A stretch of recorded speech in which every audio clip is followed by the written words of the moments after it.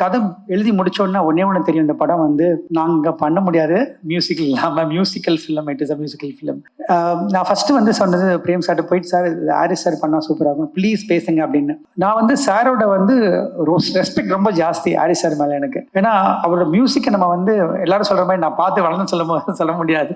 Sir we are a big fan of you. First நாங்கள் வந்து எல்லாருமே ஒரு பெரிய ஃபேன், உங்களோட பெரிய ஃபேன். ஸோ உங்களோட நாங்கள் பணியாற்றும் போது எங்களுக்கு வந்து அது ஒரு பெரிய பாக்கியமாக நினைக்கிறோம். என்னென்னா சார், ஒரு பெரிய லேர்னிங் சார் உங்களோட ஒர்க் பண்ணுறது. ஏன்னா ஒவ்வொரு சாங்குமே வந்து நீங்கள் படம் மாதிரி ட்ரீட் பண்ணுறீங்க. அதுதான் நான் டைரக்டரை நான் பார்த்த விஷயம். வனமகனில் ஒர்க் பண்ணும்போது அந்த கம்ப்ளீட் விஷயத்தை என்ஜாய் பண்ணேன்.